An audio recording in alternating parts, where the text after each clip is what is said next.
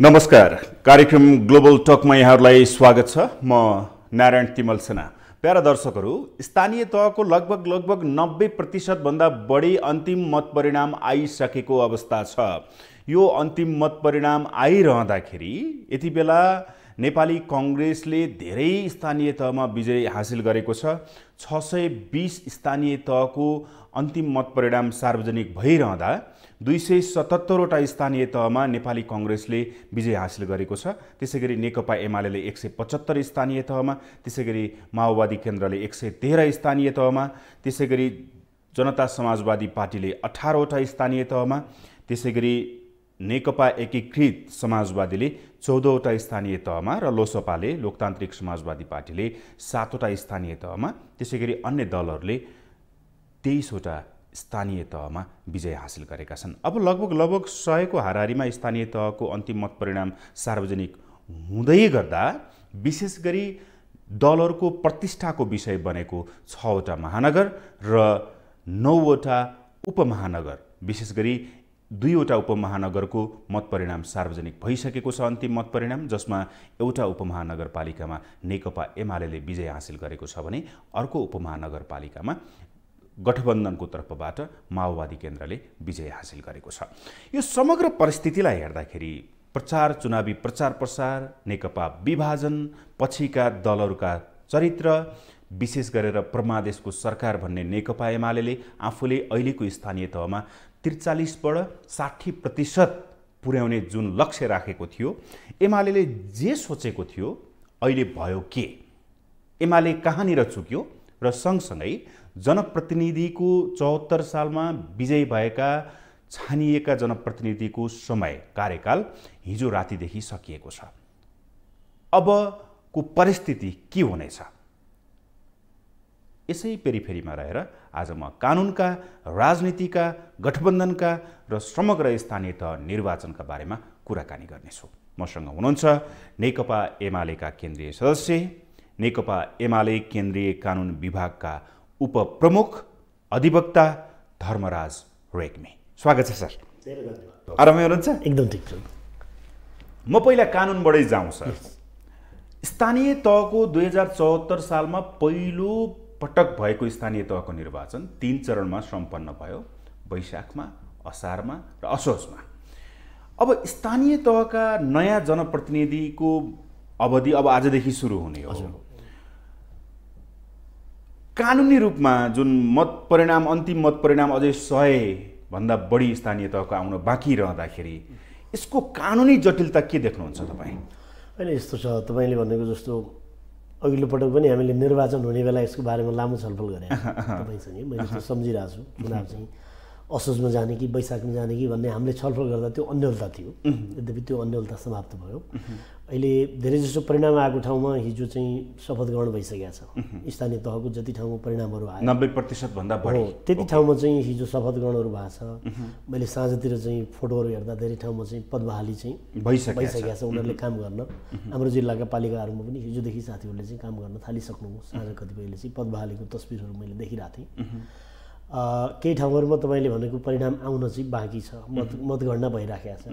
अब यसको अर्थ के हो भने मतगणना सकिन्छ, सम्बन्धित स्थानीय तहमा चाहिँ शपथ ग्रहण हुन्छ र प्रतिनिधिहरूले शपथ ग्रहण गर्छन् र पदबहाली चाहिँ हुन्छ, त्यति बेलै हुन्छ। अहिले स्थानीय तहमा अध्यक्ष मात्रै चाहिँ नभएको हो। निर्वाचन आयोगले पहिले हिजोबाट चाहिँ पदावधि सकिने गरी निर्वाचन आयोगले पहिले निर्णय गरेको थियो। त्यसको एउटा लामो छलफल भयो, चर्चा परिचर्चा भयो, त्यसमा टिका टिप्पणी हामी सबैले गऱ्यौँ।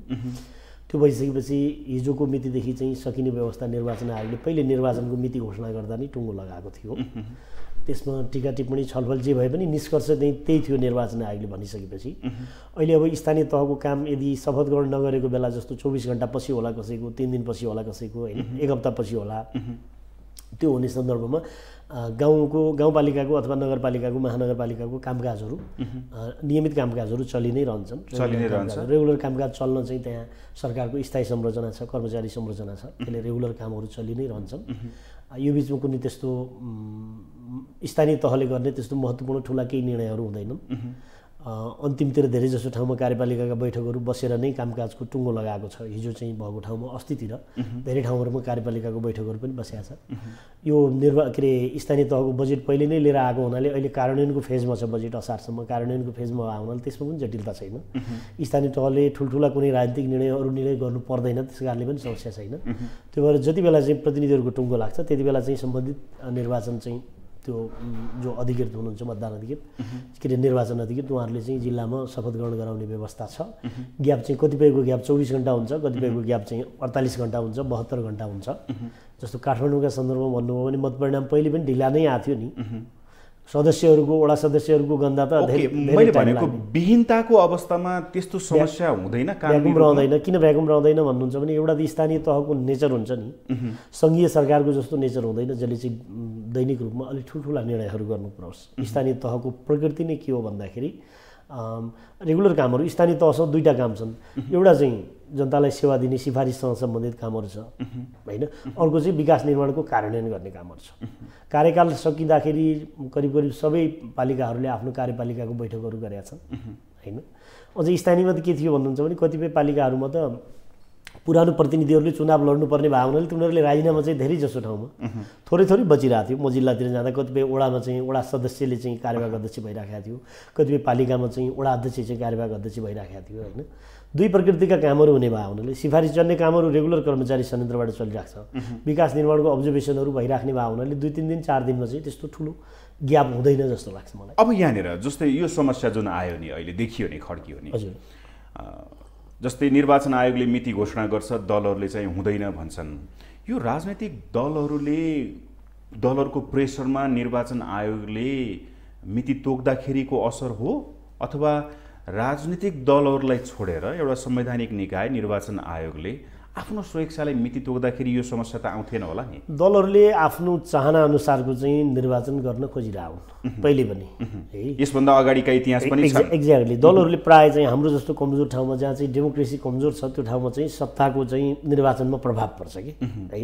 किनभने हाम्रो चुनाव त बाहुबली हुने भयो हेर्नुहोस्। पहिले हामी चाहिँ बिहारी शैलीको चुनाव बन्थ्यो नि, उनीहरूको चुनाव चाहिँ सुधार भयो है। अहिले बिहार हामी चाहिँ हाम्रो चुनाव चाहिँ बाहुबली खालको चुनाव। म आफै निर्वाचनमा फिल्डमा बसेर आएको छु। हाम्रो अनुभव के छ भन्नुहुन्छ भने यो त पञ्चायतको चुनाव बहुदलीय व्यवस्थाको चुनाव भन्दा कमजोर चुनाव भयो नि। दलहरूले सामान्यतया चाहिँ तपाईँको यस्तो बाहुबली चुनाव हुने ठाउँ कसको प्रभाव पर्छ भने जो चाहिँ सत्ता राजनीति जसले सञ्चालन गरिरहेछ त्यसको प्रभाव पर्छ। हाम्रो जस्तो ठाउँमा दलहरू जति कमजोर छन् उनीहरूले के गर्छन् भन्नुहुन्छ भने आफूलाई अनुकूल पर्दा चुनावमा जाने, संवैधानिक स्थितिले संवैधानिक व्यवस्थाले चाहिँ तोकिएको समयमा चुनावमा जाने होइन कि आफूलाई अनुकूल पर्दा चुनावमा जाने एउटा जबरजस्त मान्यता छ। जस्तो चाहिँ स्थानीय निर्वाचनका सन्दर्भमा सञ्चार माध्यमले ठुलो प्रेसर गर्नु पर्यो, सिभिल सोसाइटीले नागरिक समाजले ठुलो प्रेसर गर्नु पर्यो। नेकपा एमाले त सडकमा आन्दोलन नै गर्नुपर्छ भने पनि हामी आन्दोलन गर्छौँ। हामीलाई चाहिँ एकदम राइट टाइममा चुनाव चाहियो, विदिन द टाइम चाहियो हामीले भन्यौँ। देशभरिको एउटा ठुलो प्रेसर भएर निर्वाचन आयोगले एउटा स्ट्यान्ड लिएपछि मात्रै सत्ता गठबन्धन निर्वाचनमा जान तयार भयो। यो कुरा त सत्य हो है। अघि तपाईँले भने जस्तो एमालेको जित केमा हो भने हामीले चाहिँ होइन, म त्यता जिततिर नजाउँ। अहिले म जस्ट कानुनी पाटोमा स्थानीय तहकोमा राजनीतिक दलहरूको प्रेसरका कारण स्थानीय तह भ्याकुम भयो, अलिकता भए पनि भ्याकुम भयो भन्ने मेरो मान्यता। राजनीतिक दलहरू दोषी हुन् अथवा निर्वाचन आयोग दोषी होइन? राजनीतिक दलले आफ्नो अनुकूलमा चाहिँ चुनाव चाहे त्यो चाहिँ नचाहनु पर्थ्यो। सत्ता गठबन्धनले खास गरी चाहिँ डिले गर्न खोजिराखेको थियो। सत्ता गठबन्धन नबनाऊ, समग्र राजनीतिक दलहरूले होइन होइन होइन यो निर्वाचन अहिले वैशाख 30 मा सम्पन्न गर्ने त सत्ता गठबन्धनको मुड थिएन नि सुरुमा त, मुड थिएन धेरै ठुलो प्रेसरका बावजुद। यद्यपि निर्वाचन आयोग आफ्नो संवैधानिक र कानुनी स्थितिमा निर्वाचन आयोग बस्यो, निर्वाचन आयोगले आफ्नो स्ट्यान्ड लियो। त्यो सन्दर्भमा निर्वाचन आयोगले संवैधानिक आयोग सरहको आफ्नो चाहिँ भूमिका स्थापित गर्यो र देश चाहिँ त्यही ठाउँमा गइपुग्यो है। त्यसो हुँदाखेरि तपाईँले स्थानीय तहमा केही ग्याप हुन्छ कि भन्नुभयो भने त्यस्तो ग्याप हुन्न। नियमित चल्ने कामहरू चाहिँ चलि नै रहन्छन्। यो चाहिँ जति बेला चाहिँ परिणाम आयो त्यति बेला शपथ गर्दै जानुपर्छ स्थानीय तह वाइज। तर 74 को जुन हामी पहिला पनि कुरा गरेका थियौँ तपाईँसँग, हजुर, तर अहिले चाहिँ जुन त्यो असोज र असारमा निर्वाचित भएका स्थानीय प्रतिनिधिले के गर्न सक्छन्? उनीहरूको त हाम्रो कार्यकाल छ भनेर बस्न सक्ने अवस्था हुन्छ? गर्न सक्दैनन्। किन सक्दैनन्? किन सक्दैनन् भने त्यो बेला पनि हामीले छलफल गऱ्यौँ। कार्यकालको सुरुवात चाहिँ पहिलो फेजबाटै सुरु हुन्छ होइन? कानुनी हिसाबले उनीहरू अदालत जान सक्ने सम्भावना हुन्छ कि होइन? कतिपयले चाहिँ निर्वाचन स्थगित गर्न मुद्दै हालेको थिए त, असोजको जनप्रतिनिधिहरूले सर्वोच्चमा रिटै हालेको थिए नि। असोजको जनप्रतिनिधिले कार्यकाल आरम्भ कहिलेबाट हुन्छ भने पहिलो फेजको चरणमा चुनाव हुन्छ नि, अरू देशमा पनि चरणमा चुनाव हुन्छ होइन। समग्र कार्यकाल गणना चाहिँ पहिलो फेजबाट हुन्छ कि पहिलो चरणबाट हुन्छ। त्यो स्थापित मान्यता पनि हो, हाम्रो कानुनी मान्यता पनि हो। त्यो करिब सेटल भइसकेको छ, किनभने उहाँहरूले केही जनप्रतिनिधिहरू अदालतमा गएको थिए, अदालतले चाहिँ त्यो कुराको रेस्पोन्स गरेन मेरो विचारमा। त्यही भएर त्यो अब मेरो पद चाहिँ त्यति बेलासम्म बाँकी छँदैछ, बस्छु भन्ने कुराको अर्थ हुँदैन। त्यो होइन, चासो लाएर तहमा चुनावै भइसक्यो, कानुनी पाटो तपाईँले बुझ्नुहुन्छ, मैले त्यही भएर प्रश्न गरेँ। सम्बन्धित तहमा चुनावै भइसक्यो, शपथ ग्रहण गरेर नयाँ अध्यक्ष बहालै गरिसक्यो भनेपछि त्यहाँको चाहिँ औचित्य रहेन, अदालतले पनि भन्यो त्यसको 1-2 दिन ढिला होला, तर त्यसले कुनै स्थानीय तहमा प्रभाव चाहिँ पार्दैन। Okay, done. यो पाटोलाई छुट्याइदियो। अब बजेट अधिवेशन सुरु भएको छ हो। एउटा कुरा, एमाले बिना शर्त बजेट अधिवेशन सुरु हुने बित्तिकै के गर्छ भनेको एमाले मत परिणाम पनि स्थानीय तहका सार्वजनिक भइरहेका बेला कुनै विवाद नगरिकन बिना शर्त संसद खोल्यो। यसलाई कसरी बुझौँ? यस्तो हो, हामीले संसद अवरुद्ध गरिरहेको कार्यनीतिक प्रश्न हो होइन। हामीले संसदमा राजनीतिमा हाम्रो आफ्नो पोजिसन जे थियो, हाम्रो स्ट्यान्ड जे थियो, संसदका कुनै मुद्दाहरूमा हामीले चाहिँ असहमति राखेर त्यो विषयमा संसदले निर्णय गर्नुपर्छ, डबल स्ट्यान्डर्ड भयो, दोहोरो निर्णय भयो, खास गरी फ्लोर क्रसका सन्दर्भमा। हामीबाट चाहिँ दल विभाजन हुँदा हामीतिर बस्नेहरूको चाहिँ पद गयो होइन, तर संसदमा फ्लोरै क्रस गर्नेहरूको पद गएन भनेर हामीले एउटा स्ट्यान्ड चाहिँ लिइरहेको थियौँ, संसदमा रेगुलर लिइरहेको थियौँ। त्यसले संसद अवरुद्ध भयो, तपाईँहरूलाई थाहा छ। अहिले त्यो हाम्रो राजनीतिक प्रश्न हो, त्यही नै रणनीतिक प्रश्न होइन। एमाले अहिले परिवर्तित परिस्थितिका सन्दर्भमा संसदको बिजनेस खोलिदिनुपर्छ भनेर एमाले अस्तितिरबाट परिवर्तित परिस्थितिको सन्दर्भमा भने कस्तो यस्तो छ, जस्तो चाहिँ जनताले अनुमोदन गरे, तपाईहरुले कारबाही गर्न भनेका पार्टीलाई जनताले अनुमोदन गरे, सांसदहरू अनुमोदन भएको छैनन् होइन। यसलाई दुईटा पाटोबाट हेर्दिनुपर्छ, दुईटा पाटो पार्टीलाई त अनुमोदन गरे, दुईटा पाटोबाट हेर्दिनुपर्छ यसलाई। एउटा सन्दर्भमा हिजो निर्वाचन चाहिँ सुनिश्चित भएको थिएन, जति बेला हामीले संसदमा चाहिँ संसदका काम कारबाहीहरू अवरुद्ध गरिरहेको थियौँ, त्यो चाहिँ संसदको इन्टरनल बिजनेस मात्रै अवरुद्ध थिएन। हामीले चाहिँ राष्ट्रिय राजनीतिमा सत्ता गठबन्धनलाई हामीले प्रतिपक्षको रूपमा हामीले चाहिँ घेरिराखेका थियौँ है। हामीले सत्ता गठबन्धनलाई प्रतिपक्षको रूपमा हामीले जवाफ दिइरहेको थियौँ, संसदीय मोर्चामा हामीले मुकाबला गरिरहेको थियौँ। निर्वाचन सुनिश्चित भएपछि हामी सम्पूर्ण रूपमा निर्वाचनमा गयौँ, संसदको बिजनेस रोकिया थियो, निर्वाचनका कारणले रोकिया थियो। निर्वाचन सकिएको सन्दर्भमा परिवर्तित परिस्थितिमा हामी जस्तो चाहिँ अपोजिसन र जिम्मेवार दलले सत्ता पक्षले हाम्रा विषयमा रेस्पोन्स गरेन भने पनि यसको एउटा लिमिटेसन हुन्छ, त्यो लिमिटेसन पछि छोडिदिनुपर्छ हामीले भनेर हामीले जिम्मेवारीपूर्वक चाहिँ छोडिदिएको हो संसद। बदलिदो परिस्थिति 9 महिनासम्म त्यसमा अवरोध किन गरे त? यस्तो हो नि, 9 महिनासम्म उहाँहरूले गठबन्धनले चाहिँ निर्णय गर्न किन नसक्या नि? उहाँहरूलाई कस्तो खालको समस्या छ नि? बिचारा उहाँहरूको पनि समस्या बुझिदिएको नि। प्रधानमन्त्रीले पनि भन्न थाल्नुभयो, छोडिदिनु न भन्न थाल्नुभयो, हामी सम्हाल्न नसक्नेमा भन्न थाल्नुभयो। उहाँलाई कति ठुलो समस्या छ हेर्नु न, प्रधानमन्त्रीलाई यो सब निर्णय गर्न लाउनुहुन्छ उहाँको गठबन्धनका साथीहरू, जसले शेरबहादुर देउवालाई प्रधानमन्त्री बनाउन सही गर्नुभयो होइन। उहाँहरूको देउवालाई पनि माया छ, जसले चाहिँ सही गरेर प्रधानमन्त्री बनाउनु भएको छ है। उहाँहरूको एक्जिस्टेन्स उहाँले निर्माण गरिदिनु छ। प्रधानमन्त्रीलाई सहयोग गरिदियो भने बिचारा चाहिँ 80 वर्षको प्रधानमन्त्रीले यति दुःख गरेर चाहिँ चुनाव गर्नुभएको छ। एमाले जस्तो जिम्मेवार पार्टीले शेरबहादुर देउवालाई मद्दत गरिदिनु पर्यो नि। त्यसो भए जुन मुद्दा उठाएर तपाईँहरू अवरुद्ध गरिराख्नु भएको थियो संसद, त्यही विषय चाहिँ संसद नियावलीमा 4 र 5 मा जुन बताइएको छ, तपाईँ कानुनको विद्यार्थी हुनुहुन्छ, प्लस सर्वोच्चमा त्यसको मुद्दा विचाराधीन अवस्थामा छ। अब तपाईहरुले अवरुद्ध खोलिसक्नुभयो, अवरुद्ध संसद, मुद्दा अदालतमा विचाराधीन छ, यता जनताले अनुमोदन गरिसके पार्टीलाई। अब के हुन्छ कानुनी रूपमा? यसो मैले बुझ्नु, मुद्दामा एमालेको पोजिसन चाहिँ कायमै छ। त्यो पोजिसन कायम राख्न हामीले संसदीय मोर्चामा जे चाहिँ अवरोध गरेका थियौँ त्यो अवरोध चाहिँ हामीले हटाइदिया हो।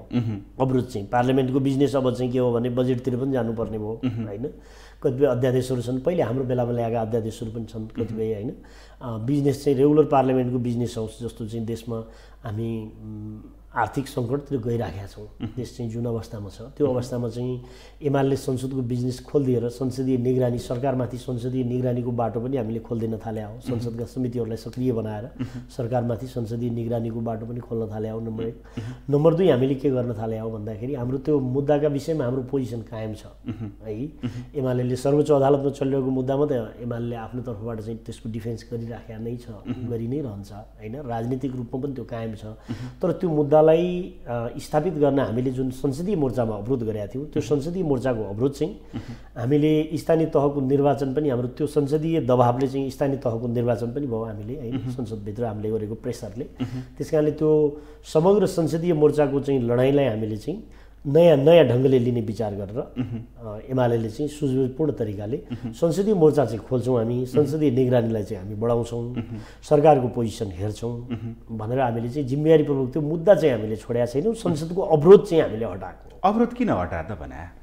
मैले अघि तपाईँलाई भने नि परिवर्तित परिस्थितिमा त्यो भनेको हामीले निर्वाचन सम्पन्न गराउन पनि संसदबाट प्रेसर दियौँ सरकारलाई। हिजो सरकार निर्वाचनै नगर्ने अवस्थामा थियो, निर्वाचन चाहिँ सम्पन्न, निर्वाचनको त कुरै थिएन नि। 14 जनालाई कारबाही गरेर सूचना टाँस कि सभामुखले राजीनामा दिए। त्यसको सार त के हो भने सरकारमाथि प्रेसर हो नि। सार त अपोजिसनले के गर्छ संसदमा भन्नुहुन्छ भने, प्रतिपक्षले संसदमा के गर्छ भने सरकारमाथि प्रेसर दिने हो। सरकारमाथि प्रेसर बिल्डअप गर्ने क्रममा हाम्रो मूल मुद्दा के थियो तपाईँले भने जस्तो? मूल मुद्दा संसदमा हामीलाई प्रवेश गर्ने वातावरण सहज बनाउनुहोस् भन्ने थियो। सरकारलाई त केही मतलब छैन, प्रधानमन्त्रीलाई त केही मतलब छैन। अनि हामी चाहिँ हाम्रो त एउटा लिमिटेसन हुन्छ नि, हामीले संसद कहिलेसम्म अवरोध गर्ने भन्ने एउटा सीमा हुन्छ। हामी त्यो सीमामा पुग्यौँ, सरकारले रेस्पोन्स नगरेपछि बिचारा प्रधानमन्त्रीको पनि हामीलाई प्रधानमन्त्रीको पनि माया लागेर प्रधानमन्त्रीको माया लाग्यो कि तपाईँहरू गल्नुभयो? प्रधानमन्त्री पनि बार भन्नुहुन्छ खोलिदिनुहोस् न, खोलिदिनु न, म कुरा मिलाउँछु भन्नुहुन्छ। त्यसो भए एमाले गलेको होइन? होइन, एमाले गलेको होइन। एमाले संसदीय सङ्घर्षको स्वरूपलाई चाहिँ परिवर्तन गरे हो। एउटा प्रश्न छ कि बाहिर चाहिँ जुन 9 महिनासम्म देशको स्थिति परिस्थिति आर्थिक व्यवस्था सबै कुरा डामाडोल हुन लागेको बेलामा त्यो परिस्थिति त आजै 1 महिनामा आएको परिस्थिति त होइन। 9 महिनासम्म संसद अवरुद्ध गर्नु र अहिले एमाले लास्ट आवरमा आएर देशमा एकदम आर्थिक सङ्कट छ, हामी राष्ट्रप्रति एकदम वफादार छौँ भनेर संसद खोल्नुमा यो त एकदम हास्यास्पद छ भनेर भन्छन्। अवरुद्ध भएपछि संसद खुलाउने पहिलो जिम्मेदारी सरकारको, संसदको बिजनेस तय गर्ने पहिलो जिम्मेदारी सरकारको। तर सरकार के अवस्थामा भयो भन्नुहुन्छ भने संसद खुलाउने बारेमा सरकार चाहिँ गम्भीर संवाद गर्न तयार भएन है। त्यो तयार नभएपछि हामीले जिम्मेवार अपोजिसनको नाताले संसद खुलायौँ। त्यसमा एमाले गलेको विषय, एमाले चाहिँ कमजोर भएको विषय नै छैन। विषय के छ भने एमाले जिम्मेवारीपूर्वक सरकारले त्यसको रेस्पोन्स गर्नु पर्थ्यो, सरकारले त्यसको रेस्पोन्स गरेन। सरकारले रेस्पोन्स नगरेपछि त्यसले संसदीय निगरानीमा प्रभाव पर्ला।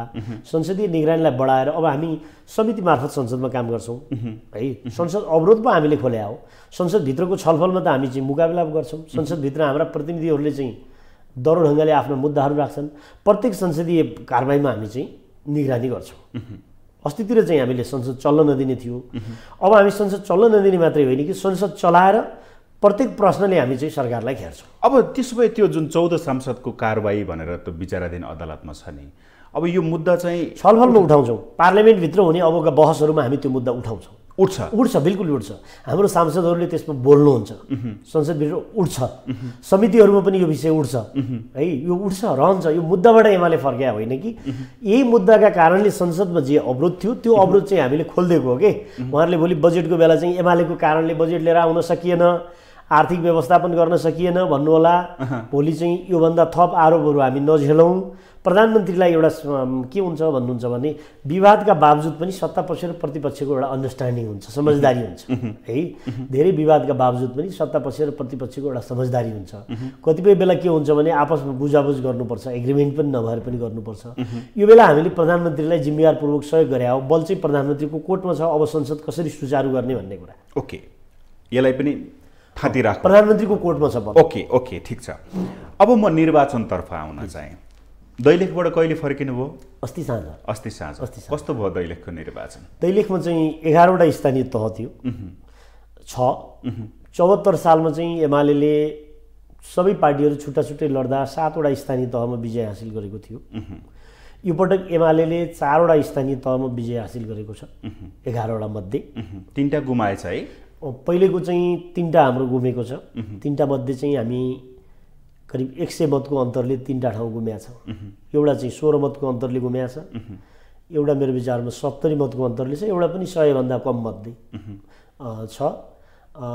एमालेले त्यहाँ विभिन्न प्रकारको गठबन्धनहरू थियो, त्यसका बावजुद एमालेले जे अङ्क लिएर आएको छ त्यो अङ्क चाहिँ स्वाभाविक अङ्क हो। ती अघि मैले भनेको 3टा पालिकाहरूमा थोरै हामीसँग निर्णायक मत थोरै पुगेन। यो पटकको चाहिँ निर्वाचनको चाहिँ ट्रेन्ड चाहिँ के हो, यसको प्याटर्न चाहिँ के हो भन्दाखेरि गठबन्धन निर्माण गरेको कारणले काङ्ग्रेसलाई थोरै निर्णायक मत थपियो।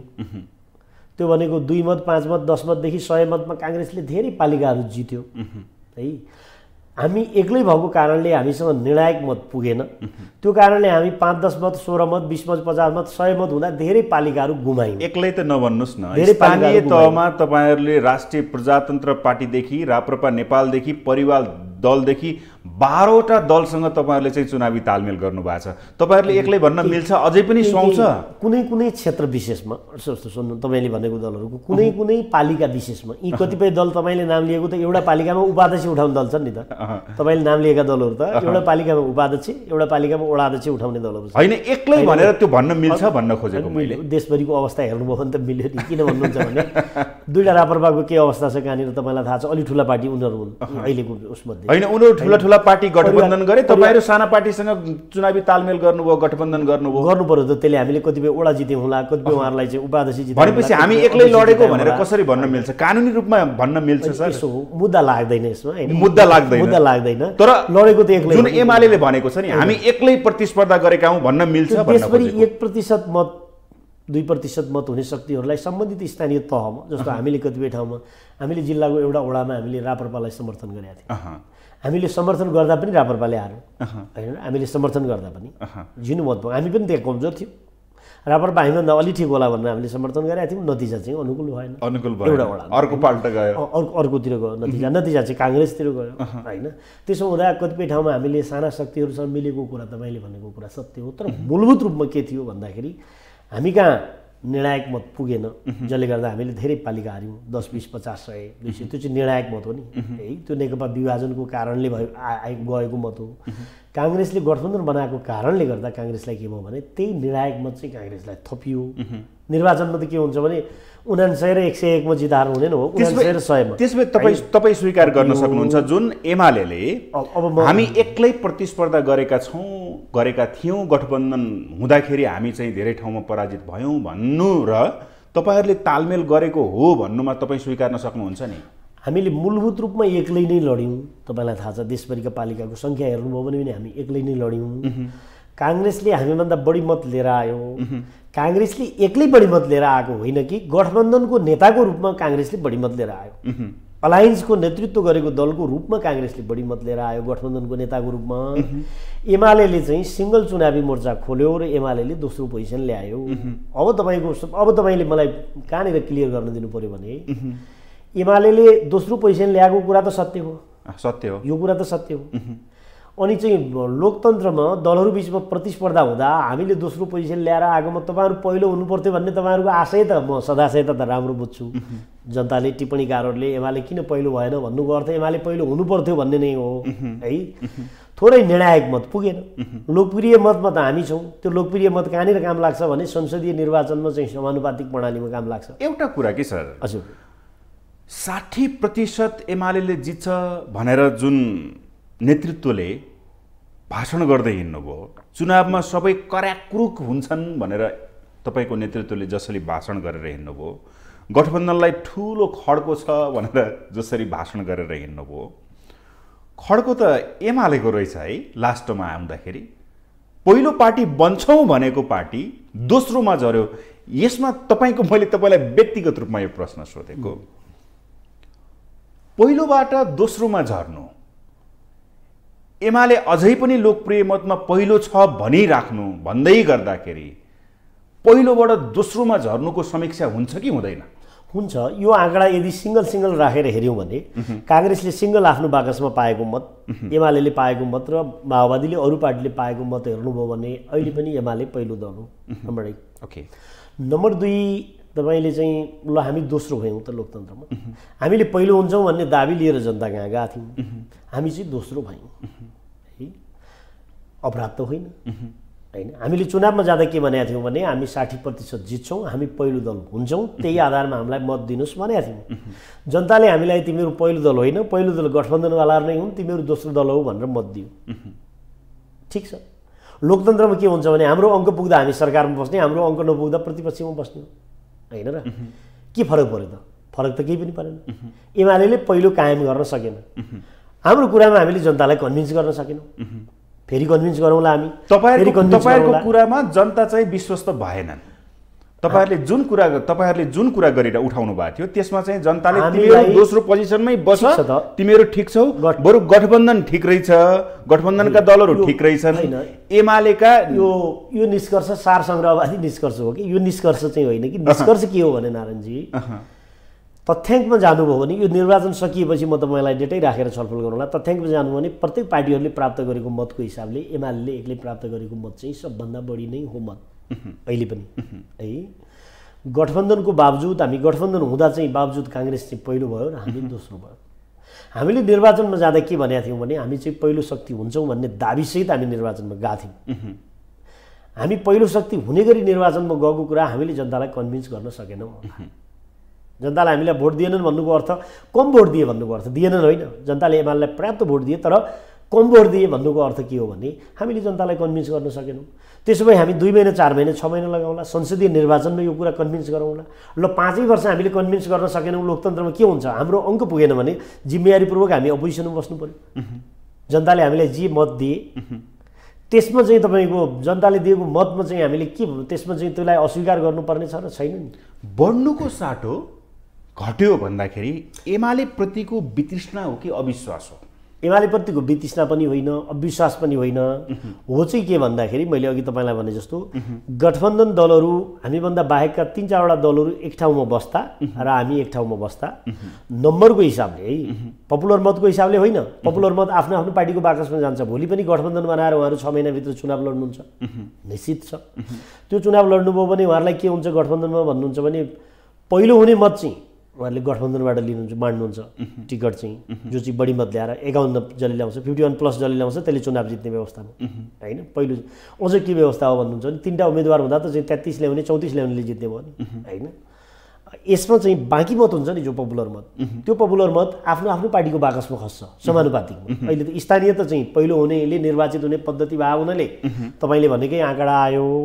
जब संसदीय निर्वाचन हुने भयो भने के हुन्छ भन्नुहुन्छ भने 6 महिनाभित्र चाहिँ समानुपातिक मत आफ्नो आफ्नो पार्टीको बाकसमा जान्छ। गठबन्धन उहाँहरूले बनाउनु भयो भने प्रत्यक्ष भन्छौँ नि हामी, जो चाहिँ पहिलो हुने प्रणाली, त्यसमा चाहिँ उहाँहरू आफ्नो गठबन्धनमा भोट लिनुहुन्छ है। अहिलेको एमालेको लोकप्रिय मत कुन बेला एमालेलाई काम लाग्छ भने समानुपातिक लिएर आफ्नो बाकसमा मत थाप्दाखेरि चाहिँ त्यो बेला एमालेको आफ्नै मत चाहिन्छ। अघिल्लो पटकमा सँगै निर्वाचन 6 महिनाभित्र ठिक छ। अहिले तपाईँलाई मैले यति मात्रै भन्नुपर्छ कि यो पटक हामीले प्राप्त गरेको लोकप्रिय मतलाई स्थानीय तहको पहिलो हुने निर्वाचन प्रणालीले गर्दा लोकप्रिय मत अङ्कमा परिणत भएन।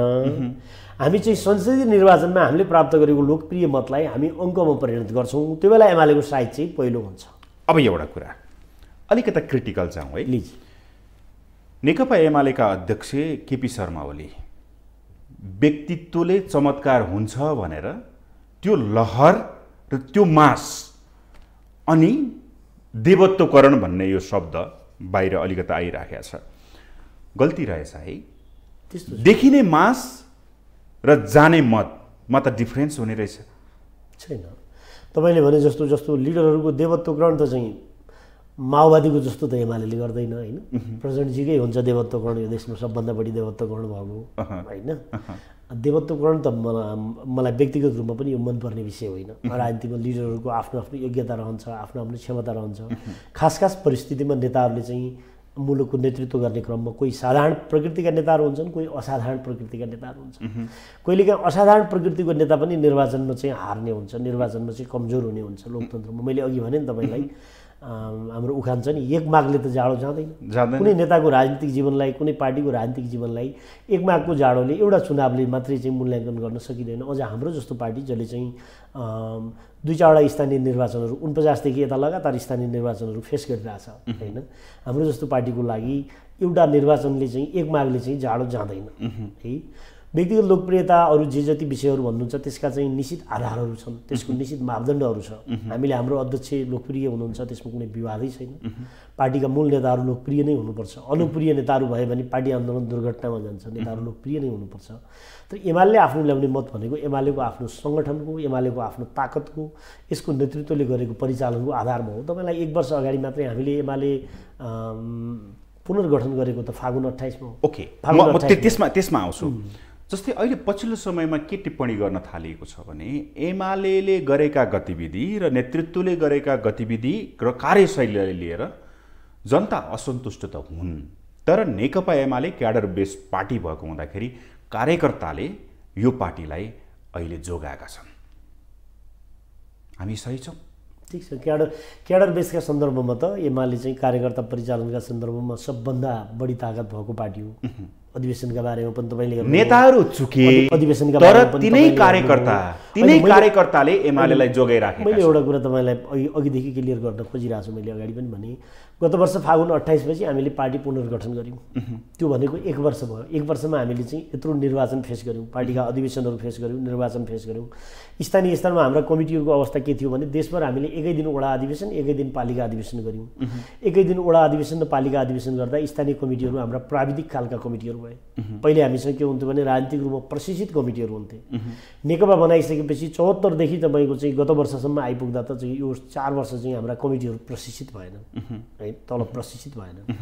प्रशिक्षित नहुँदाखेरि हाम्रा प्राविधिक खालका कमिटीहरू भए। ती प्राविधिक खालका कमिटीहरूले स्थानीय स्तरको चुनाव हाँक्न सकेनन्। कतिपय ठाउँमा हामी आफै गइरहेको ठाउँमा पनि हामीलाई त्यो फिल भएको छ, किनभने हामीले एकै दिन देशभरि कमिटी बनाउनु पर्ने हो।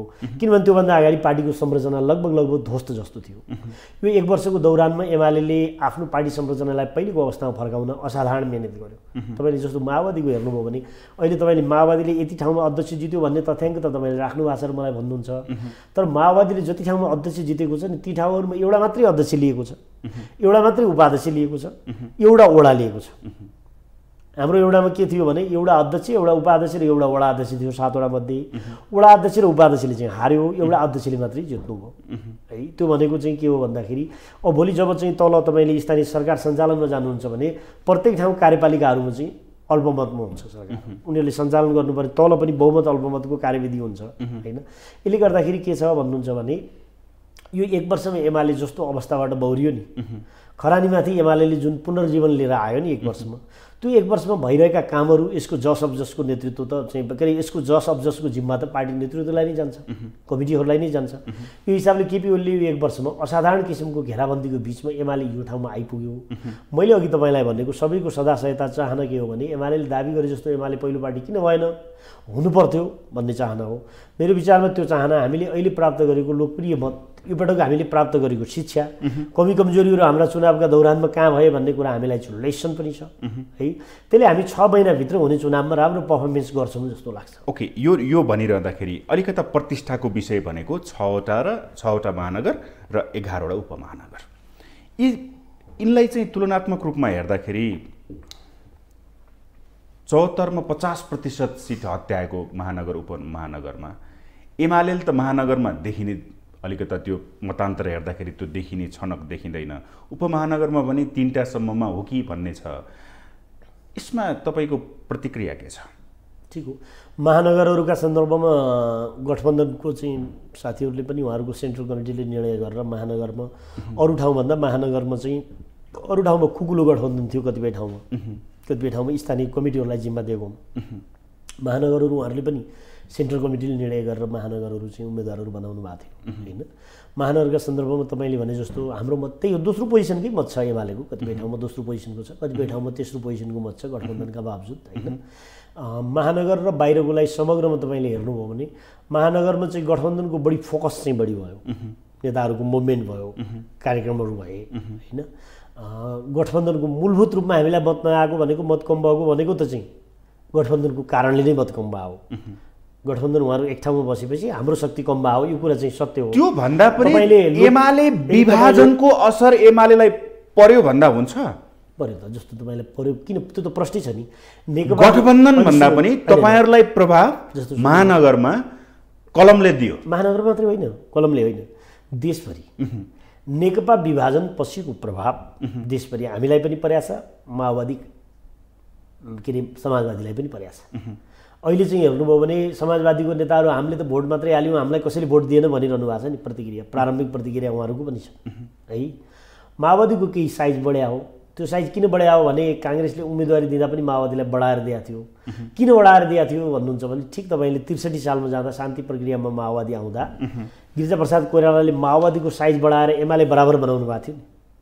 शान्ति प्रक्रियामा आउँदा अन्तरिम संसदमा मनोनित गर्दा माओवादीको र एमालेको साइज बराबर हुने गरेर गिरिजाप्रसादले मनोनित गर्नुभएको थियो। काङ्ग्रेसको पुरानो स्ट्राटेजी हो त्यो भनेको एउटा ठुलो वामपन्थी पार्टीलाई काउन्टर गर्न अर्को वामपन्थी समूह चाहिँ लाई साइज बढाउने र चाहिँ काउन्टर गर्न लाउने। त्यसमा चाहिँ प्रचण्डजी त मख हुनुहुन्छ, किन मख हुनुहुन्छ भन्नुहुन्छ भने एउटा त चाहिँ चितवनको चुनाव पनि प्लस भइरहेछ क्या। अहिले त मैले हेरिरहेको छु नि प्लस भइरहेछ जस्तो लाग्छ, प्लस भइराखेको छ। मत चाहिँ रेणुजीको राम्रो गइराखेको छ। उहाँले चाहिँ 15-20 वर्ष काङ्ग्रेससँग म चाहिँ सहकार्य गरेरै एकता गरेरै जान्छु भन्नुभएको छ सार्वजनिक होइन। विभाजनको असर त उहाँहरूलाई पनि हुन्छ, हामीलाई पनि हुन्छ। तर हामीलाई यो अहिलेको परिणामको, अहिले तपाईँले भनेको महानगरको परिणामको अरू परिणामका कारणले ठिक छ त हामीले 5 वर्षमा कभर गरौँला। तर एउटा कुरा, हामी 5 वर्षमा महानगर र उपमहानगर विशेष गरेर यो मतदाताको कुरा आउँछ कि ग्रामीण मतदाता र सहरी मतदाता। विशेष गरेर ग्रामीण मतदातालाई ललिपप खुवाउन सकिन्छ, तर सहरी मतदाता भनेको शिक्षित हुन्छन्, जसका कारण एमालेलाई मन पराएन। अनि ललिपप चाहिँ एमालेले मात्रै बोक्या हुन्छ कि ललिपप चाहिँ सत्ता गठबन्धनले काङ्ग्रेसले माओवादीले पनि बोक्या हुन्छ? त ललिपप त उहाँहरूले पनि बोक्नु भएको सबै दलहरूले ललिपप हो। त्यो ललिपपको दोकान हामीसँग मात्रै छ र? नो नो नो, सबै दलहरूसँग उहाँहरूसँग पनि ललिपपको दोकान छ। त्यो ललिपप हैन, ललिपप प्रति वितृष्णा भएर यसरी भनौँ, म काठमाडौँको, धनगढीको र इटहरीको यी ठाउँमा जसरी स्वतन्त्रले लिड गरिराखेका छन्, हजुर हजुर, यसलाई कसरी बुझौँ? ललिपप प्रति चाहिँ जनताको विश्वास रहिन रहेछ। 2-3टा फ्याक्टरले काम गर्छ यसमा। एउटा फ्याक्टरले के काम गर्छ भने जस्तो काठमाडौँका सन्दर्भमा पञ्चायतदेखि अहिलेसम्मको चुनाव हेर्नुभयो भने पनि त्यहाँ क्रिटिकल मतदाताले चाहिँ काम गरिराखेका हुन्छ, अल्टरनेटिभ टाइपको मतदाताले। पञ्चायतमा पनि यहाँ चाहिँ त्यत्रो पञ्चायतको दबदबाको बावजुद चाहिँ पद्मनाथ तुलाधरले राम्रो मत ल्याउनुहुन्थ्यो। जुन बेला वामपन्थीहरू चाहिँ लुकेर थोरै सङ्ख्या थियो, वामपन्थीहरू पपुलर थिएनन्, थोरै सङ्ख्यामा थियो, तर पद्मनाथ तुलाधरले पपुलर मत ल्याउनुहुन्थ्यो है। पञ्चायतलाई व्यङ्ग्य गर्न नानीमाया दाहालले पनि यहाँ चुनाव जित्नु, व्यङ्ग्य गर्न। अहिले त्यही भएको त होइन? अघिल्लो पटक पनि यो किशोर थापाजीले चाहिँ रन्जुले ल्याएको मत 40-42 हजार मत हो। यहाँ चाहिँ संसदीय निर्वाचनमा पनि हाम्रो चाहिँ रविन्द्र मिश्रजीले ल्याएको मत पनि चाहिँ राम्रो मत हो। सहरमा चाहिँ खास गरी काठमाडौँमा ठुला सहरहरूमा एउटा अल्टरनेटिभ भोटर हुन्छ है। यसलाई चाहिँ अहिले मेन स्ट्रिम मिडियाले पनि काठमाडौँमा गरेको के हो भन्नुहुन्छ भने मेन स्ट्रिम र अल्टरनेटिभ दुइटै मिडियाले, सञ्चार माध्यम खास गरी चाहिँ सामाजिक सञ्जालहरू र चाहिँ तपाईँको मूलधारको मिडियाले चाहिँ काठमाडौँमा चाहिँ प्रमोट चाहिँ बालनजीलाई प्रमोट गरेको कुरा सत्य हो है। काठमाडौँमा लिएर आएको मत त चाहिँ ल एमालेलाई त उसको अलोकप्रिय भएर मत आएन तपाईँले भनेको कुरा। अनि काङ्ग्रेस त लोकप्रिय थियो त, यहाँ गठबन्धन त लोकप्रिय थियो त, लोकप्रिय थियो। बालनजीभन्दा मत बढी चाहिँ उहाँहरूले किन नल्याएको त? ल एमालेको त काठमाडौँमा चुनाव हार्दाखेरि नाक काटिने भयो, ठिक छ त, त्यसको जिम्मा हामी लिउँला, गल्ती भयो हामीले सकेनौँ भनौँला। तर यत्रो गठबन्धनको बावजुद काङ्ग्रेसको पोजिसन जे देख्नुभयो त्यसो भए त गठबन्धन पनि अलोकप्रिय भएछ। यसको सार के हो भन्नुहुन्छ भने बालनजीले जे जति मतहरू प्राप्त गरिरहनु भएको छ त्यो मतहरू काठमाडौँमा चाहिँ नयाँ टेस्टको उम्मेदवार खोज्ने मतदाताको इन्ट्रेस्टको मतहरू हो। सायद हामीले नयाँ टेस्टको उम्मेदवार दिन सकेनौँ होला, हामीले दिन सकेनौँ, उम्मेदवारकै कुरामा हामीले दिन सकेनौँ होला। जस्तै वीरगञ्ज महानगरपालिकामा आज पार्टी प्रवेश गरेको व्यक्तिलाई भोलि टिकट दिएको छ। ठिक, तपाईहरू कतिपय ठाउँमा एमाले भित्र कतिपय ठाउँमा त त्याग निष्ठा आफ्नो त्याग गरेका नेताहरूले चान्स पाएनन्, जसका कारण एमाले अहिले चाहिँ दोस्रोमा खुम्चिन पर्यो भन्छन् कि। कतिपय ठाउँमा त एमाले मात्रै होइन कि सबै पार्टीहरूको कुरा गरौँ न, हामी भएको पार्टी मात्रै होइन कि, कतिपय ठाउँमा त सबै पार्टीले पहिले टिकट पछि पार्टी प्रवेश। म मेरो निर्वाचन क्षेत्रका पालिकाहरूमा टिकट वितरण गर्दै थिएँ, म कहाँ चाहिँ बिहान 11 बजीसम्म पनि समाजवादीका साथीहरू अरूका साथीहरूले यता हाम्रो नटुङ्गिएला जस्तो छ हामीलाई दिनुपर्ने भयो हजुर भनिरहेको थिएँ कतिपय ठाउँमा परिस्थिति त्यस्तो थियो। यो निर्वाचनको चाहिँ हामीले जुन ट्रेन्ड लिइरहेछौँ त्यो चाहिँ सकारात्मक कुरा राम्रो कुरा होइन, यो सिक्नुपर्ने विषय होइन। उम्मेदवारी टाइममा चाहिँ फाइनल गरेर गयो भने त्यहाँ चाहिँ निर्वाचनका कामहरू अगाडि बढ्छन् है। यो चाहिँ राजनीतिक दलहरूले करेक्सन गर्नुपर्ने विषय हो। त्यसलाई मैले चाहिँ सहज रूपमा लिएको छैन। तपाईँले जे कुरा भन्नुभयो त्यो चाहिँ करेक्सन गर्नुपर्ने, लेसन लिनुपर्ने विषय हो है।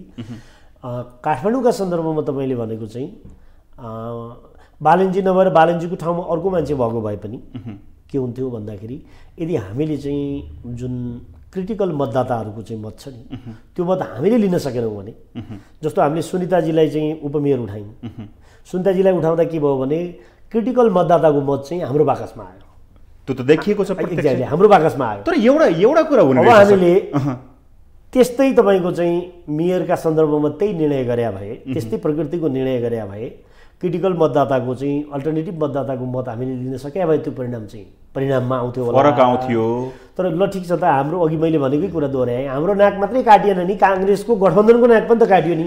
त्यही त भने सर, रिथिङ गर्नुपर्छ यसमा हामीले पनि रिथिङ गर्नुपर्छ। जस्तै सहरका मतदाताले कुन दलका नेताले के बोले, कार्यशैली कस्तो छ, उसको आचरण कस्तो छ, म त के बुझ्छु सत्तामा बस्दाको जीविका कस्तो छ बारेमा सूक्ष्म अध्ययन गर्ने रहेछन् है। होइन, केही पनि होइन। उनीहरूले चाहिँ के बुझ्छन् भन्नुहुन्छ भनेपछि काठमाडौँका सन्दर्भमा जस्तो बालेनजीकै सन्दर्भमा भयो नि, बालेनजीले काठमाडौँका जनताले लोकप्रिय मत दिएर चुनाव जित्नुभयो भने अहिले चुनावमा उहाँले लिड गरिराख्नु भएको छ, मेरो त शुभकामना छ। उहाँले चुनाव जित्नुभयो र काठमाडौँका जनताले त्यही चाह्यो भने हामीले त्यसलाई सम्मान गर्नुपर्छ होइन। हामीले समीक्षा गरौँला, हाम्रो उम्मेदवारीमा चुक्यो कि, हामी प्रचार शैलीमा चुक्यौँ कि, हामीले उम्मेदवार फरक गर्नुपर्थ्यो कि, यो कुरामा समीक्षा होला, राजनीतिमा भइ नै रहन्छ। तर काठमाडौँका जनताले त्यो चाहना राखे भने अहिले मान्छेहरू भन्छन् नि बालनले त कामै गर्न सक्दैन जितेपछि भन्छन् नि, म चाहिँ त्यो भन्नेवाला छैन। म चाहिँ के भन्छु भने जनताले जनप्रतिनिधि बनाइसक्यो भने, पत्यायो भने त्यसले काम गर्नुपर्छ है। त्यसो हुँदा चाहिँ काठमाडौँका बारेमा गठबन्धन दलहरूले पनि मूल्याङ्कन गर्लान्, हामी पनि मूल्याङ्कन गरौँला। त्यही त भने राजनीतिक दलहरूको लागि यो चुनौतीको विषय हो कि होइन, राजनीतिक दलहरूको लागि समीक्षा गर्ने विषय हो कि होइन, यो लेसनको विषय हो। यो चाहिँ राजनीतिक दलहरूका लागि लेसनको विषय हो है। यसले गरिरहेको सङ्केत के हो भने हामीले उम्मेदवारी दिने सन्दर्भमा मतदाताको मनोविज्ञान बुझेर दिनुपर्छ भन्ने विषय। यसले चाहिँ कुन जेनेरेसनको मतदाताहरूले के चाहन्छ भन्ने कुराको अध्ययन नेपालका राजनीतिक पार्टीहरूमा हुन जरुरी हुन्छ। यो चाहिँ एउटा मूलधारका पार्टीहरूका लागि यदि स्वतन्त्र उम्मेदवारहरूले विजय भयो भने है, मूलधारका पार्टीहरूका लागि एउटा सबक हो, त्यो चाहिँ सबक हो, त्यसबाट सिक्नुपर्छ। यदि हामीले निर्वाचन चाहिँ काठमाडौँमा हारेछौँ भने बालेनजीलाई मद्दत गरेर जानुपर्छ, उहाँलाई सहयोग गर्नुपर्छ, त्यो चाहिँ हो। दलहरूको मेरो त उहाँलाई शुभकामना छ। राजनीतिमा त त्यो भइहाल्छ नि, राजनीतिमा त्यो भयो भने त्यसलाई तपाईँले धुलो टकटकाउनु पऱ्यो, जिउमा लागेको धुलो टकटकाउनु पऱ्यो, आफ्नो स्ट्रेन्थ बढाउनु पऱ्यो, जानु पऱ्यो। आफ्ना विरासत काठमाडौँको जनताले बालेनलाई मन पराएर भोट दिने, अनि चाहिँ हामीले चाहिँ तपाईँको चाहिँ भुरुवाबासी गरेर हुन्छ। हामीले जनता कहाँ गएको किन हो, हामीलाई मत दिनुहोस् हो, हामीलाई मत नदिएर अर्कोलाई दियो भने हामीले छटपट्टि गर्नुपर्ने हुन्छ र हुँदैन नि। हाम्रो कमजोरी जे छ त्यसलाई सच्याएर जानु पर्यो त। ओके, सजिलो उपाय त त्यही हो, त्यही हो नि सजिलो। यसमा चाहिँ कुनै दुःख मनाउ गर्नुपर्ने, खण्डन गर्नुपर्ने केही कुरा छ र छैन। ओके, सच्याएर जाने, जुन जुन ठाउँमा चुनाव हारिन्छ ती ठाउँमा सच्याएर जाने, जनतालाई कन्भिन्स गर्न नसके कन्भिन्स गरेर जाने, सकिन्छ भने संसदीय निर्वाचनमा यो कभर गर्ने, नसकिए 5 वर्षमा कभर गर्ने। गाली मात्रै र अर्काको आलोचना मात्रैले निर्वाचन नजितिने रहेछ भन्ने एउटा गतिलो उदाहरण काठमाडौँमा देखिएको छ। अहिले परिस्थिति अन्तिम परिणाम त आइसकेको छैन। राजनीतिको प्रचार प्रसार शैली पनि परिवर्तन गर्ने देख्नुहुन्छ तपाईँ? गर्नुपर्ने अवस्था अबको परिस्थितिमा जनताले अर्कालाई गाली गरेको, अर्कालाई निचो देखाएको त मन पराउन छोडेछ। आज तपाईँलाई मैले यो कुरा भन्नुपर्छ, जस्तो चाहिँ मैले आफैले चाहिँ निर्वाचनमा 1.5 महिना आफै फिल्डमा छु। निर्वाचन अघिल्लो पटकमा आफै निर्वाचन लडेँ, त्योभन्दा अघिल्ला निर्वाचनहरू हामीले सञ्चालन गऱ्यौँ। बरु चिन्ताको विषय, छलफल गर्नुपर्ने विषय के छ भने हामीले कति सिट जित्यौँ भन्दा पनि यो जे प्रकृतिको निर्वाचन हामीले सञ्चालन गर्दैछौँ, यो निर्वाचन देशले धेरै समय धान्न सक्दैन है। मेरो चासो म तपाईँ मार्फत चाहिँ आज हामीले जित्यौँ, उसले हार्यो, एमाले जित्यो, काङ्ग्रेसले हार्यो, काङ्ग्रेसले जित्यो, हामीले हार्यो भन्ने कुरा भन्दा पनि जे निर्वाचन हामीले लडिराखेका छौँ। मैले धेरै वडा अध्यक्षहरूलाई सोधेँ तपाईँहरूले कति खर्च गर्नुभयो भने ग्रामीण क्षेत्रमा 5 लाख, 10 लाख, 15 लाख, 20 लाख वडा अध्यक्षहरूले खर्च गरेका छ। पालिका अध्यक्षहरूले 20 लाख, 50 लाख रुपियाँ खर्च गरेका छ, 1 करोड रुपियाँ खर्च गरेका छ। अझ त्यो सङ्ख्या चाहिँ बढ्दै जान्छ। जुन खालको निर्वाचन हामीले सम्पन्न गरेका छौँ, निर्वाचन जिताएर हामी जो छाती फुलाइरहेका छौँ अथवा हारेर जो सङ्कुचित छौँ, मलाई त के लागिरहेछ भने जस्तो किसिमको हामी निर्वाचन चलाउँदैछौँ, यदि हामीले लिएर आएको यो व्यवस्था असफल भयो भने त्यो चाहिँ निर्वाचन प्रणालीको कारणले असफल हुन्छ। जे निर्वाचन हामीले सञ्चालन गरिरहेछौँ यसले त हामी दुर्घटनामा गइसकेका छौँ, जुन स्केलमा तपाईँको तल चाहिँ पैसा खर्च हुन्छ, जनप्रतिनिधिहरू कसरी चुनिएर आउने। अब मलाई भन्नुभयो भने अब 6 महिनाभित्र त चुनाव आउँछ, मलाई भन्नुभयो भने त्यो चुनावको पिरियड हेरिसकेपछि त्यो चुनाव कसरी लड्ने, त्यो चुनाव लड्न पैसा कहाँबाट लिएर आउने, गोजीमा छ कि छैन, त्यो पैसा कहाँबाट पैसा लिएर आउने, त्यो पैसा लगानी गरेर चुनाव जितेर चाहिँ के गर्ने, भ्रष्टाचार गर्नु पऱ्यो, असुली गर्नु पऱ्यो। एउटा वडामा 30 लाख 40 लाख रुपियाँ एकजना चाहिँ एउटा पार्टीको वडा अध्यक्षको उम्मेदवारले खर्च गर्यो। एउटा वडामा 3टा 4वटा त गाडी चलाइरहेको थियो उसले, सानो वडामा चुनाव यद्यपि जितेन। भनेपछि त निष्ठाको राजनीति खस्किँदै गएको। हामी जहाँ गइरहेछौँ नि, हामी दुर्घटना उन्मुख छौँ चुनाव प्रणालीको कारणले। चुनावमा हामी जति पैसा खर्च गर्दैछौँ, चुनावमा जति पैसा खर्च गर्ने परम्परा भयो, त्यो परम्पराले त अहिले त रेट छ। हेर्नुहोस्, पहाडतिरको वडामा चाहिँ वडा अध्यक्ष उठ्नु पऱ्यो भने 5 देखि 10 लाख, पालिका अध्यक्ष उठ्नु पऱ्यो भने 25 लाखदेखि 50 लाख, प्रदेश उठ्नु पऱ्यो भने 1 करोडदेखि माथि 1-2 करोड खर्च हुने एरिया कस्तो छ। त्यहाँ चाहिँ रक्सी खुवाउनु पर्ने, त्यहाँ चाहिँ भोजभतेर गर्नुपर्ने, त्यहाँ चाहिँ तपाईँको चाहिँ मतदाता किन्नुपर्ने है, मतदाताको पनि नेचर के छ भन्नुहुन्छ भने जुन पार्टीले दिए पनि पैसा खाइदिन्छन् है, बाठा भइसक्यो नि उनीहरू। पार्टीवालाहरूले पैसा बाँडिराख्ने, उनीहरूले खाइराख्ने। मेरो चिन्ता चाहिँ के हो भन्नुहुन्छ भने हामीले जस्तो खालको निर्वाचनको अभ्यास गर्दैछौँ त्यसले हामी चाहिँ दुर्घटना उन्मुख छौँ। मेरो चिन्ता चाहिँ त्यो हो। अन्तिम प्रश्न, जुन किसिमले अहिले चाहिँ 2074 को सङ्घीय निर्वाचनमा माओवादी केन्द्रसँग तपाईँहरूको चुनावी तालमेल भयो र पार्टी एकता पनि भयो, नेकपा भयो, नेकपा विभाजन भयो र त्यसपछिको कम्युनिस्टहरूको जुन टुटफुट देखियो, अब फेरि त्यो चुनावी तालमेल भन्दा पनि गठबन्धन अथवा एकता, वाम एकता, अब एस माओवादी एकै ठाउँमा आउने, एमाले एकै ठाउँमा आउने, त्यो परिस्थिति यो निर्वाचन पछि चाहिँ हुने सम्भावना छ कि छैन? तपाईँ के देख्नुहुन्छ? जस्तो माओवादीभित्र पनि एउटा विचार सुसुप्त रूपमा भए पनि एउटा विचार आइरहेछ, त्यो भनेको काङ्ग्रेसको चाहिँ साइज बढाएर माओवादी किन खुसी हुनुपर्ने। माओवादीभित्र पनि एउटा विषय छलफलमा आइरहेछ। अहिले नेताहरूले चाहिँ टिका टिप्पणी गरिराख्नु भएको छ। साइज त हामीले काङ्ग्रेसको बढायौँ, काङ्ग्रेसको साइज बढाएर माओवादीले किन आत्महत्या गर्नुपर्ने भन्ने विषय छलफल भइरहेछ। तर माओवादी एउटा वामपन्थको बोर्डर लाइनभन्दा बाहिर छ, त्यो भनेको काङ्ग्रेससँग सहकार्यमा छ है। उहाँले 15-20 वर्ष हामी सहकार्य गरेर जान्छौँ, अध्यक्ष प्रचण्डले बार भनिराख्नु भएको छ है। त्यो चाहिँ यता हामीलाई तर्साउन पनि होला, अरू वामपन्थी शक्तिलाई तर्साउन पनि होला, बार्गेनिङ पावर बढाउन पनि होला। यो निर्वाचनपछि अलिकति सङ्ख्या परिवर्तन भएपछि उहाँहरूको बार्गेनिङ पावर पनि बढ्या छ। दुध र भातको त कुरा आइसकेको छ, तपाईँको नेतृत्वबाट आइसकेको छ। त्यसो हुँदाखेरि वामपन्थको चाहिँ बोर्डर लाइनभन्दा माओवादी बाहिर छ अहिले। त्यो भनेको काङ्ग्रेससँग सहकार्यमा छ। सहकार्य मात्रै होइन, एउटा दुईवटा चुनावको कुरा छैन। उहाँहरूले घोषित रूपमा उहाँहरूको अध्यक्षले जे भन्नुभएको छ त्यो भनेको 15-20 वर्ष सहकार्यको कुरा उहाँहरूले भनिराख्नु भएको छ। यदि त्यही ठाउँमा एउटा लक्ष्मण रेखा हुन्छ नि, वामपन्थ र दक्षिणपन्थको बिचको एउटा लक्ष्मण रेखा छ नि, त्यो चाहिँ बोर्डर लाइनभित्र चाहिँ माओवादी प्रवेश गर्यो भने एमाले छलफलमा खुला छ मेरो विचारमा। अहिले त्यो बोर्डर लाइनभन्दा उहाँहरू बाहिर हुनुहुन्छ है। निर्वाचन परिणामलाई उहाँहरूले चाहिँ कसरी व्याख्या गर्नुहुन्छ, कसरी समीक्षा गर्नुहुन्छ? एमालेको पनि आफ्नो केन्द्रीय समितिको बैठक बस्ला, त्यसले चाहिँ निर्वाचन परिणामलाई कसरी चाहिँ त्यसले समीक्षा गर्छ, त्यो चाहिँ समीक्षा गर्ला। त्यसकारणले वामपन्थीहरूको बिचमा एकता हुनलाई पनि, तालमेल हुनलाई पनि के चाहियो भन्नुहुन्छ भने अहिलेको चाहिँ जुन अहिले त दुईवटा ध्रुव छ नि त, गठबन्धन छ, गठबन्धन भर्सेस हामी छौँ। त्यो हुँदाखेरि यदि वामपन्थी बोर्डर लाइनभित्र उहाँहरू पसेपछि छलफलको विषय आरम्भ हुनसक्छ। तर अहिले कुन चरणमा छ भन्नुहुन्छ भने यो निर्वाचनपछि वामपन्थी दलहरू ब्रेन स्ट्रम गर्ने क्रममा चाहिँ सोच्नुपर्ने अवस्थामा चाहिँ दलहरू पुगे जस्तो मलाई लाग्छ। धेरै धेरै धन्यवाद छ। धेरै धन्यवाद तपाईँलाई। उहाँ हुनुहुन्थ्यो नेकपा एमालेका केन्द्रीय सदस्य, एमाले केन्द्रीय कानुन विभागका उपप्रमुख अधिवक्ता धर्मराज रेग्मी। हवस् त, आजको लागि कार्यक्रम ग्लोबल टक यति नै। सम्पूर्ण टिमसहित मलाई पनि आज्ञा दिनुहोस्। नमस्ते।